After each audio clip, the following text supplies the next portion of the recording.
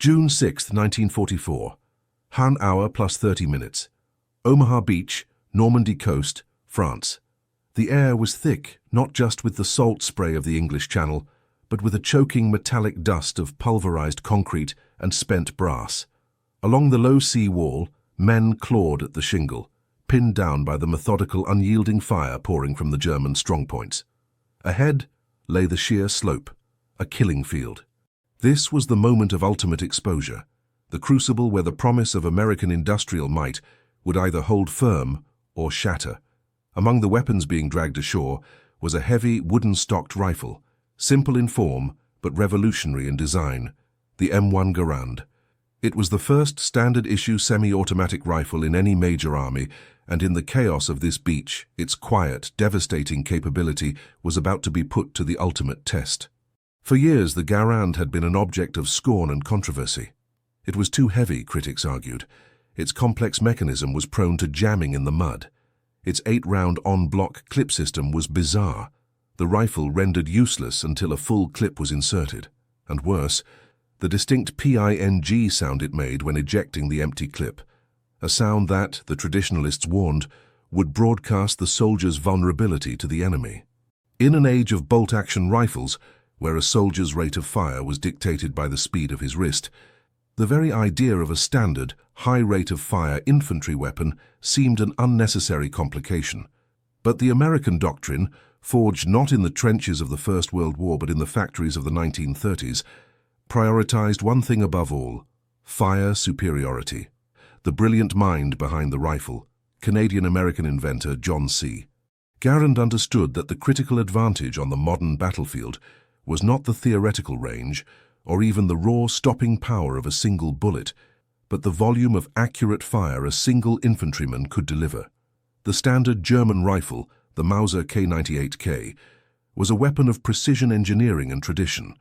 It was powerful, reliable, and fundamentally demanded that the user interrupt their sight picture and concentration after every single shot to cycle the bolt. A disciplined lancer could manage maybe 15 well-aimed shots per minute. The GI with the M1 Garand, however, could deliver 40 to 50 aimed shots per minute or more. This was not a subtle difference. It was a fundamental shift in the geometry of combat. On Omaha, the German defense was organized around interlocking fields of fire, delivered primarily by the terrifying high-velocity MG-42 machine gun, affectionately nicknamed Hitler's buzzsaw by the Allies. The German strategy was simple: pin the enemy with overwhelming machine gun fire, then counterattack with small, highly trained infantry platoons, leveraging the numerical advantage of their automatics. But what the German gunners, safely ensconced in their reinforced concrete positions, did not realize was that the man they had pinned down was not just a rifleman. He was now a devastating one-man fire team. Private First Class Frank Kaczmarek, 1st Division, lay hugging the wet sand. His squad leader was down. The machine gun fire was so intense it sounded less like separate bursts and more like a continuous ripping of canvas. A moment of panic threatened to overwhelm him. He looked down at the rifle in his hands, the bulky, often cursed Garand. He had 8 shots, not 8 shots spread out over 30 seconds, requiring him to manually re-aim and reload a bolt between each one. He had 8 shots now. He raised his head slightly, aimed at the slit of a German emplacement 150 yards away, and squeezed the trigger. Crack, crack, crack, crack, crack. A burst of 5 rounds, one after the other, with almost no disruption to his sight picture. He pulled the last 3 shots higher, suppressing the muzzle flash of a supporting rifle. Then, the inevitable sound. P-I-N-G. For Frank, it was a moment of stark terror, the sound of his vulnerability. But for the German soldier peering out from the blockhouse, it was a sound they simply had not been trained to hear. They expected a single, long, drawn-out exchange of shots, followed by the metallic click of a manually operated bolt.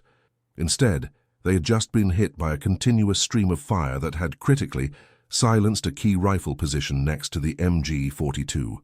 This was the core irony of the Garand, a weapon whose complexity was feared by its own side, but whose simplicity in operation delivered a rate of fire that was utterly baffling, paralyzing, and terrifying to the most disciplined enemy army in the world. The semi-automatic rifle, a technological leap, was about to rewrite the rules of infantry engagement, turning the tables on German tactical superiority. The Germans, supremely confident in their bolt-action discipline and automatic machine gun density, simply could not comprehend that the average American foot soldier now possessed the hitting power of an entire WWI-era fire team. This fundamental misunderstanding of the enemy's basic infantry tool would cost the Wehrmacht dearly, turning the very concept of a decisive, close-range assault on its head. The sound of the Garand's thunder is just beginning to roll across Europe. If you want to dive deeper into the tactics, technology, and sheer human drama that decided the Second World War, be sure to subscribe to the channel and hit the notification bell. In our next act, we'll track the first major confrontation where the Garand's firepower broke a decisive German counterattack, forcing a fundamental, yet ultimately too late, recalculation of Wehrmacht strategy. August 1944. A roadside outside Mortagne, France. Altitude, ground level. The invasion was no longer a beachhead. It was a grueling hedgerow-by-hedgerow grind across Normandy. The Allied breakout, Operation Cobra, had shattered the German front, but the Wehrmacht was gathering its reserves for one massive, desperate gamble, Operation Lüttich, a counter-offensive aimed at cutting through the American lines to the coast at Avranches, hoping to trap and destroy the advancing armies. This counterattack was spearheaded by some of the best remaining armored units and highly motivated Panzergrenadier, infantry trained to move swiftly, exploit breakthroughs, and rely on the shock value of their coordinated assault.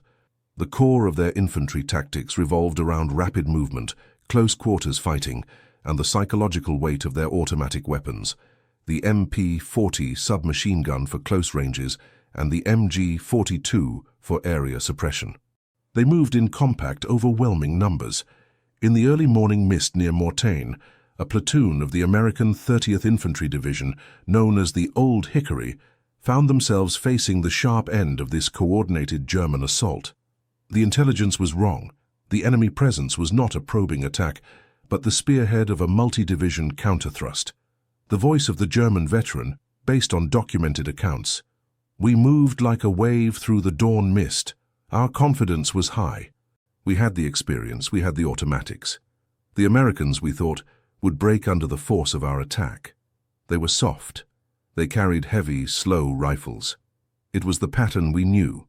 We had executed this assault 1,000 times on the Eastern Front. Lieutenant Klaus Richter, fictional name composite of Wehrmacht officers' accounts, Panzergrenadier Regiment. But this was not the Eastern Front, and the American rifleman was not armed with a Mosin Nagant or an Enfield bolt action. He was armed with the engine of fire superiority. The German platoon, perhaps 30 men strong, emerged from the cover of the trees, moving with the disciplined, aggressive efficiency that had characterized the Wehrmacht's successes for 5 years. They were running, leaning into the attack, their MP-40s ready to scythe through the American line at close range. Sergeant Michael Mick Ryan, 30th ID, saw them coming. He had 6 men left in his section, dug in behind a thick hedgerow. The odds were horrifyingly stacked against them. His own weapon was the M1 Garand. The German order of attack demanded that the first few squads focus solely on closing the distance, trusting that their momentum and machine gun support would negate the enemy's initial fire. What happened next was a tactical anomaly. As the German lead element reached a distance of approximately 75 yards, Ryan gave the order. The 6 M1 Garands opened up, not with the scattered shots of a bolt-action volley, but with a sudden, overwhelming torrent of synchronized semi-automatic fire. The sound was not the sustained roar of a machine gun, but a series of sharp, rapid cracks, one after the other from 6 different points, culminating in a single devastating hail of 30 .06 rounds. The standard ammunition of the Garand was heavy, with a muzzle velocity of approximately 2,800 feet per second, designed for range and stopping power. Irony of firepower. In the space of 3 seconds, the 6 American rifles collectively delivered nearly 30 rounds onto the German lead element. The effect was immediate and catastrophic. The sheer density of the fire shredded the momentum of the assault. The German platoon, trained to expect isolated casualties from the initial volley, suddenly found their leading 5 or 6 men collapsing almost simultaneously. The men behind them, shielded for a moment, were then subjected to a continuing, high-volume fire that did not diminish. The American soldiers were not cycling bolts. They were simply readjusting their aim and firing again. The German attack doctrine was fundamentally broken by the Garand's rate of fire. Their close-quarters movement depended on the enemy's fire becoming suppressed or disorganized after the first few rounds. But the Garand's volley was relentless. It was as if every American rifleman was armed with a light machine gun. Quote from the American side, composite based on historical diary entries. "It wasn't a fight. It was a sudden downpour. They came running like madmen, and then suddenly they just stopped. They didn't retreat. Not at first. They just stood there, confused. They couldn't believe we still had that much lead coming at them. We had only fired half our clips, and their formation was gone." Sergeant Michael Ryan, 30th ID. When the 6 Garands finally went PING, ejecting their empty clips and signaling the need to reload, the German assault platoon was no longer an organized force. Nearly half of the men lay dead or wounded. The survivors, momentarily paralyzed by the shock of the overwhelming initial casualties, hesitated. That hesitation was the critical window. As the Americans swiftly slammed fresh clips home, the German commander ordered a panicked withdrawal, abandoning their wounded and the tactical objective. Operation Lüttich eventually failed, but the fight at Mortain highlighted the critical, often overlooked technological edge the American infantry possessed. It forced the Wehrmacht to confront an alarming reality. The fundamental advantage of the bolt-action rifle, its perceived reliability and simplicity, was now a crippling strategic weakness against the industrial firepower of the Allied soldier. The American GI had been given a technological equalizer, allowing small, well-placed infantry units to halt company-level assaults. This was the true thunder of the Garand. Autumn 1944. The Hürtgen Forest, Germany. A labyrinth of mud, slate-grey trees and fear.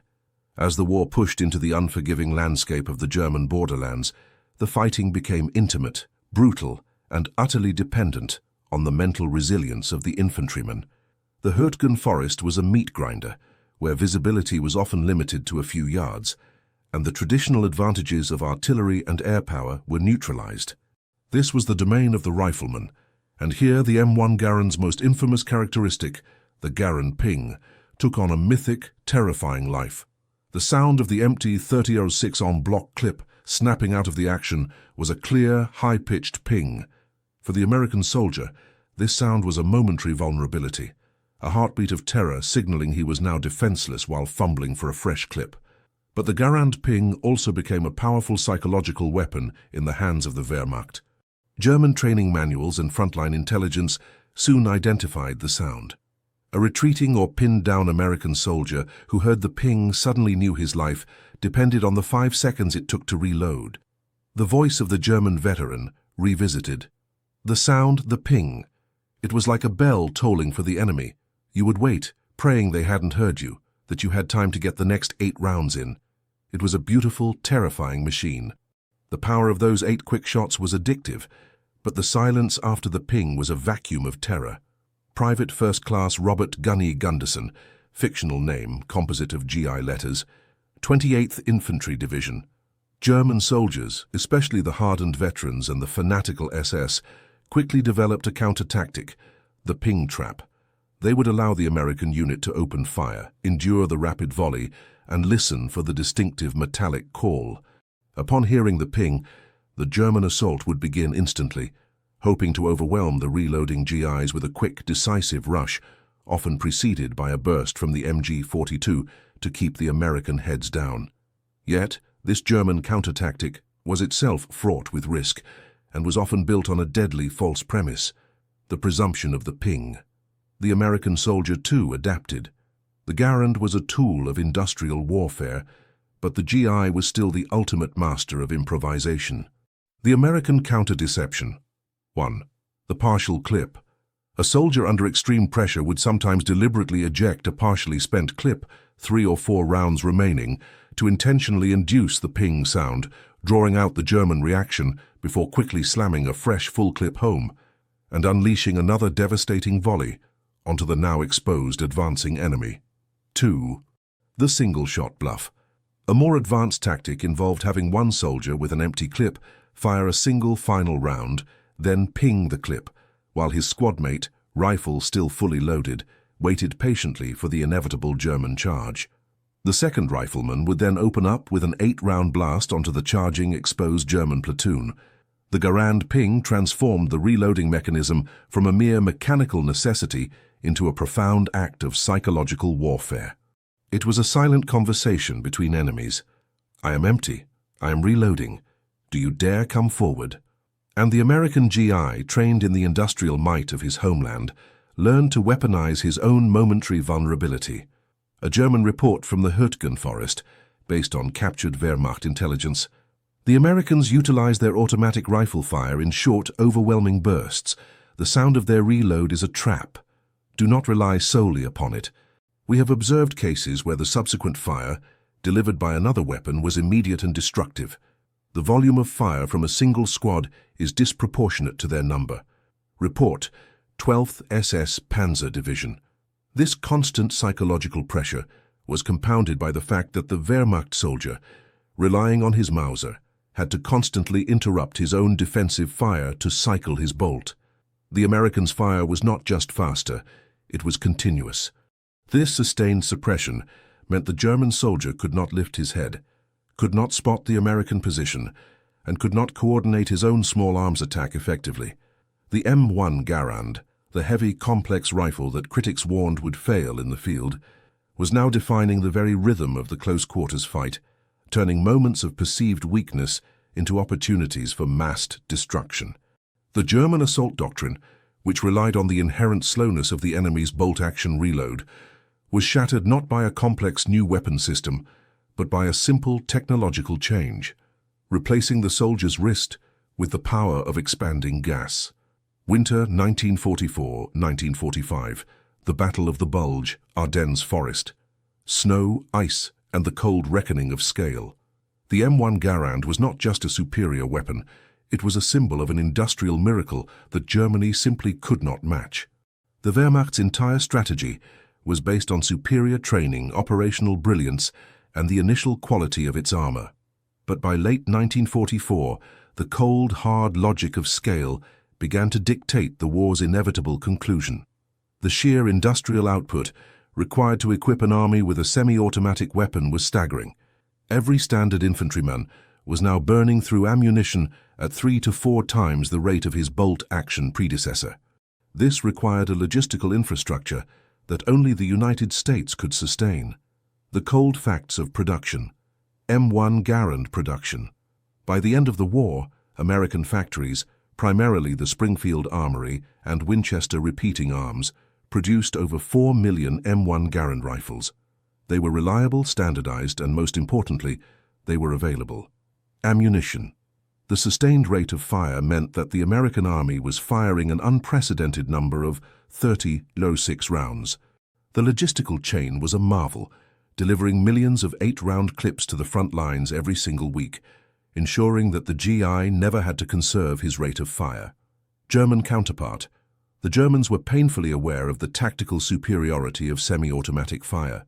Their attempt to counter the Garand was the highly advanced stamped steel Sturmgewehr 44, STG-44, often cited as the world's first true assault rifle. It was lighter, more compact, and fired a new intermediate cartridge, the 792mm Kurz. The inescapable irony, the STG-44 was arguably a more advanced individual weapon than the Garand, but German industrial capacity could never match the demand. By the war's end, only about 425,000 STG-44s were produced, a mere fraction of the 4 million Garands. The vast majority of German infantry still carried the slow, manually operated Mauser K98K. It was a battle not just of man against man, but of factory against factory. The American soldier was backed by an industrial titan capable of placing a devastatingly fast-firing, mass-produced rifle in the hands of every single infantryman.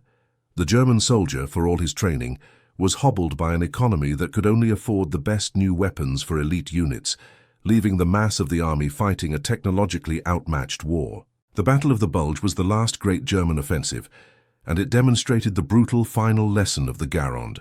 In the snow-choked forests around Bastogne and the northern shoulder of the attack, small, isolated American platoons, often cut off and surrounded, held their ground against overwhelming odds. The only thing that kept their trenches from being overrun was the continuous, shocking volume of fire they could sustain. The climax, the Garand Volley at Crossroads. A German assault company, having bypassed a destroyed tank column, launched a nighttime attack against a small American engineering detachment guarding a critical crossroads. They were exhausted, low on ammunition, but confident in the chaos of the night. The American engineers, only 2 squads strong, formed a defensive perimeter. They waited until the German silhouettes were only 30 yards away, clearly visible against the snow. The German attack was a textbook rush, designed to overwhelm with sheer numbers and proximity. The combined fire of the 2 squads, 16 Garands, ignited the night. The sustained barrage was so intense, so immediate, and so destructive at that close range that the German assault literally dissolved. They had been hit not by a scattering of defensive fire, but by the fire density of a full-scale infantry company. Quote from the German veteran, "We expected to rush them in the dark, silence their automatics, but there were no automatics, only the sharp, fast cracks of their rifles. It was like running into a sheet of lead. I watched a group of 5 men simply vanish. The speed of the fire, we had never encountered anything like it from a rifle. It wasn't the tank. It was the man with the wooden stock, the man who never stopped shooting." Oberleutnant Hans Müller, fictional name, composite of Wehrmacht after-action reports, 5th Panzer Army. The M1 Garand, the awkward rifle, proved to be the ultimate logistical and tactical weapon. It allowed the GI to hold more ground, inflict more casualties, and maintain a superior rate of fire, transforming defensive engagements into meat grinders for the attacking Wehrmacht. The thunder of the Garand was the sound of the world's greatest industrial power fully committing its strength to the common soldier. VE Day, May 8, 1945. Europe is silent. The battle is over, but the weapon's legacy endures. The smoke cleared and the debris of the most destructive war in history settled. The Allied victory was a triumph of coalition, strategy, and logistics. But at the most fundamental level, the fight of man against man, the M1 Garand stands as a singular, often underestimated technological tipping point. The Garand was not flashy. It was not the high-velocity precision of the Mauser, nor the technological futurism of the STG-44. It was simply the most effective, mass-produced infantry rifle ever put into battle, defining the very role of the 20th century American soldier. The psychological transformation. The true revolution of the Garand was not in its mechanism, but in the confidence it instilled in the GI. An American soldier, alone or in a small fire team, knew he could outshoot and outfight any equivalent enemy force, regardless of their training, simply because he was carrying a superior industrial weapon. The confidence in the ability to deliver fire superiority was often the critical, unseen factor that allowed the American infantry to hold their ground. A lasting impact on doctrine. The M1 Garand did not just win a war, it established the standard for all future infantry weapons. After the war, every major military power raced to replace their bolt-action rifles with semi-automatic and eventually selective fire automatic weapons. The lesson learned by the German army that the rate of fire, not just the stopping power, determines the outcome of the close-range engagement was adopted globally. The Garand proved that the average soldier could be trusted with a high rate of fire, transforming the infantryman from a static marksman into a mobile fire and maneuver specialist. The rifle continued its service, passing through the Korean War and even into the early stages of Vietnam, a testament to its robust design and reliability. Its replacement, the M14, was itself a modernized variant of the same basic Garand mechanism. 4 million rifles, each one carried by a frightened young man who, on a frozen hill in the Ardennes or a burning hedge in Normandy, heard the sound of the enemy closing in. And each one could, with a quick squeeze of the trigger, unleash a sudden, devastating torrent of fire that could, in the blink of an eye, cut down an entire assault platoon. That was the Garand Thunder. The loud, proud sound of American industry, delivered one 8-round clip at a time, echoing through the forests of Europe. It was the rifle that the Germans couldn't believe, until the very last day of the war, when the relentless volume of fire extinguished the final remnants of the Wehrmacht's offensive dreams. It was heavy, it was loud, it was simple, and yet it was a profound technical leap. It was the M1 Garand, the single most powerful tool in the hands of the infantryman that helped define the American century. The stories of the M1 Garand are countless, tales of survival, strategic victory, and the deep human bond between a soldier and his weapon. Did we miss your favorite moment of Garand glory? Let us know in the comments below. And if you want to keep exploring the revolutionary technology and the true human drama of the Second World War, subscribe to the channel and join our community. Your support ensures that the thunder of history continues to be heard.